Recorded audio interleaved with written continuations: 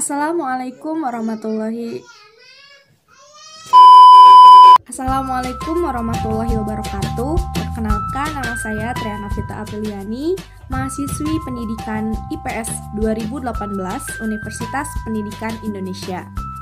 Pada video kali ini, saya akan memaparkan dan menjelaskan tentang metode demonstrasi yang merupakan salah satu dari metode pembelajaran yang biasanya digunakan di sekolah.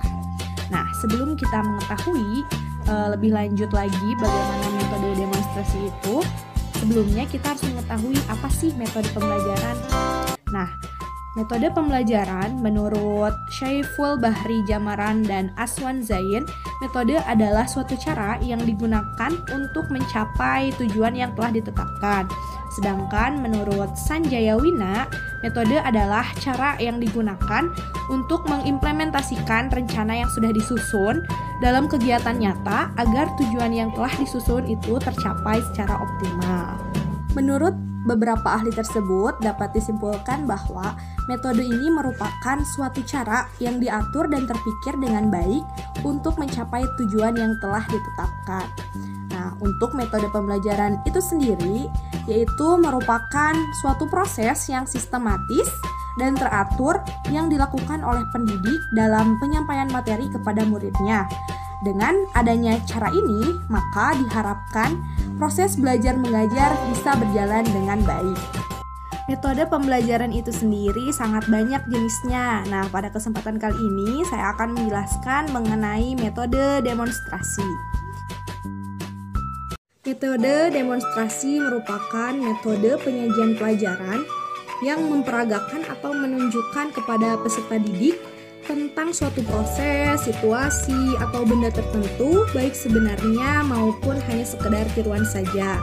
Sebagai metode, penyajian demonstrasi ini juga tidak terlepas dari penjelasan secara lisan oleh guru. Walaupun dalam proses demonstrasi ini, peserta didik hanya memperhatikan, akan tetapi demonstrasi dapat menyajikan bahan pelajaran lebih konkret. Metode demonstrasi ini banyak digunakan dalam rangka mendapatkan gambaran yang lebih jelas tentang hal-hal yang berhubungan dengan proses pengaturan dan pembuatan, proses bekerjanya sesuatu, proses mengerjakan dan menggunakan, dan sebagainya. Dengan metode demonstrasi ini, proses pembelajaran menjadi jelas, mudah diingat dan dipahami, serta menciptakan proses pembelajaran yang menarik yang dapat mendorong peserta didik menjadi lebih kreatif. Menurut Winata Putra, ada beberapa karakteristik dari metode demonstrasi ini. Yang pertama, mempertunjukkan objek yang sebenarnya.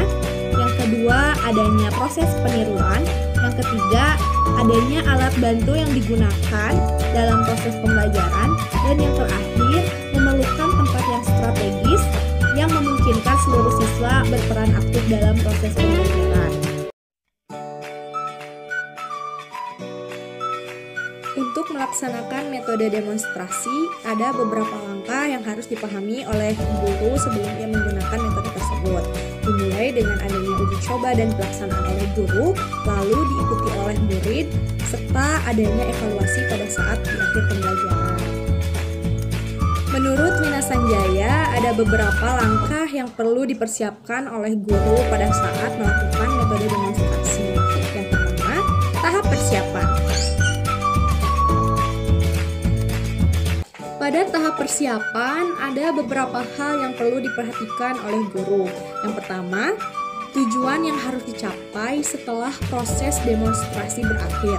Tujuan tersebut meliputi aspek pengetahuan, aspek sikap, dan aspek keterampilan. Yang kedua, persiapkan garis besar langkah-langkah metode demonstrasi yang akan dilakukan. Garis besar tersebut itu diperlukan sebagai panduan agar menghindari kegagalan. Yang ketiga, langkah uji coba demonstrasi sebagai persiapan peralatan yang diperlukan pada saat proses pelaksanaan metode demonstrasi dilakukan. Pada tahap hal pelaksanaan, ada beberapa langkah yang perlu diperhatikan oleh pendidik pada saat pelaksanaan metode demonstrasi. Yang pertama, langkah pembukaan metode demonstrasi. Sebelum kita melakukan metode demonstrasi pada saat proses pembelajaran, seharusnya guru harus mempersiapkan beberapa aspek berikut ini. Yang pertama, aturlah tempat duduk sesuai dengan kebutuhan pada saat pelaksanaan metode demonstrasi agar siswa di sini itu merasa nyaman dan berperan aktif pada saat metode demonstrasi dilakukan. Yang kedua, kemukakan tujuan yang harus dicapai kepada siswa dari proses pembelajaran dengan metode demonstrasi itu. Serta yang terakhir, kemukakan tugas yang harus dilakukan oleh peserta didik, misalnya memberikan tugas mencatat apa saja yang penting pada saat proses demonstrasi dilakukan agar pada saat di akhir evaluasi mereka dapat memahami apa yang ditangkap pada saat proses pembelajaran dilakukan. Nah, selanjutnya langkah pelaksanaan metode demonstrasi. Yang pertama, mulailah kegiatan demonstrasi ini tuh dengan kegiatan-kegiatan yang menunjang siswa untuk berpikir, misalnya melalui pertanyaan-pertanyaan yang mengandung teka-teki, sehingga mendorong siswa untuk tertarik memperhatikan metode demonstrasi. Yang kedua, ciptakan suasana yang menyenangkan dengan menghindari suasana yang menegangkan. Di sini itu agar siswa di sini tuh menjadi lebih interaktif gitu pada saat proses pembelajaran dengan metode demonstrasi dilakukan. Nah, yang ketiga yaitu yakinkan bahwa semua siswa mengikuti jalannya demonstrasi dengan memperhatikan reaksi seluruh siswa. Nah, yang terakhir memberikan kesempatan kepada siswa untuk secara aktif memikirkan lebih lanjut sesuai dengan apa yang dilihat dari proses demonstrasi. Selanjutnya, langkah mengakhiri metode demonstrasi. Nah, apabila metode demonstrasi telah selesai dilakukan, proses pembelajaran perlu diakhiri dengan memberikan tugas-tugas yang berkaitan dengan apa yang telah didemonstrasikan dan proses pencapaian tujuan pembelajaran. Hal ini diperlukan untuk meyakinkan sejauh mana siswa dapat memahami proses demonstrasi yang telah dilakukan dalam pembelajaran.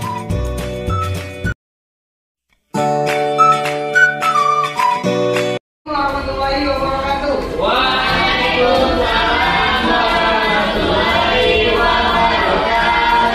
Apa kabar semua anak-anak? Baik, Pak. Alhamdulillah ya, ketemu lagi dengan Bapak hari ini. Sebelum kita baca, silakan kelasnya pimpin doa. Ayo.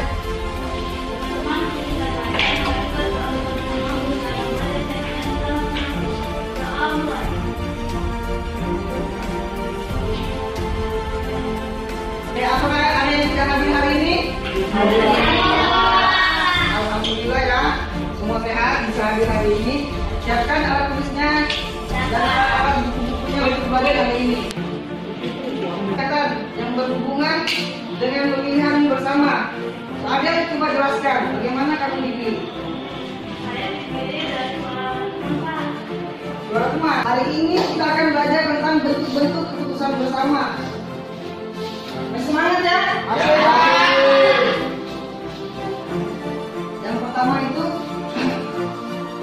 tujuan pembelajaran kita hari ini. Coba ada yang baca. Tujuan pembelajaran yang pertama. Selanjutnya itu yang kita akan bahas yang pertama adalah keputusan bersama. Apa itu keputusan bersama? Jadi keputusan bersama itu adalah keputusan yang diambil oleh beberapa orang. Selanjutnya Bapak akan membagi kalian agak panjang sedikit.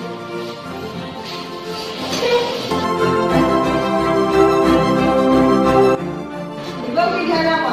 Harus sampai coba. Kenapa? Apa alasannya? Karena Jumat waktunya pendek. Jumat waktunya pendek ya Pak. Ini kan suratnya di sholat Jumat. Yasin, apa alasannya? Hari Jumat.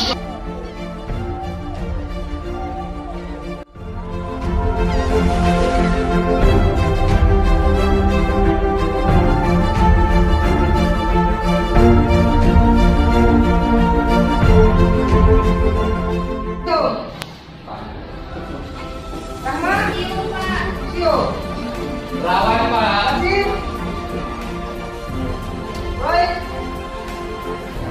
siapa?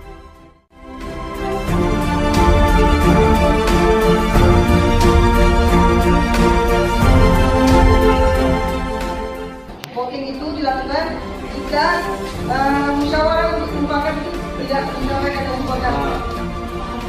Paham? Paham. Oke, kembali ke tempat duduk.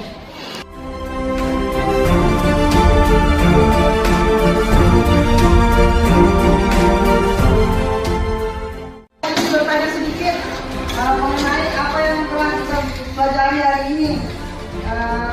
Iqbal, apa yang kamu ketahui tentang musyawarah untuk mufakat? Musyawarah itu Pak berkumpul mencari kesepakatan solusi untuk sesuatu yang dituju. Tepuk tangan, Iqbal.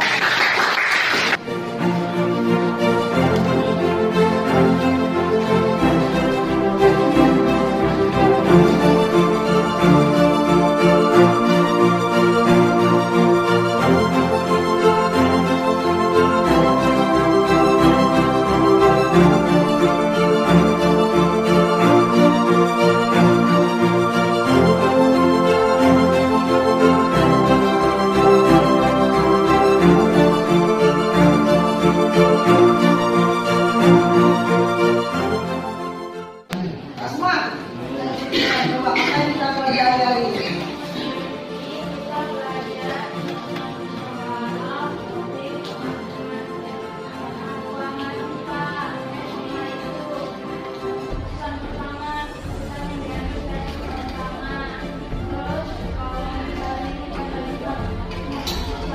Lain ingatkan. Ya Pak. Tepuk tangan untuk semua.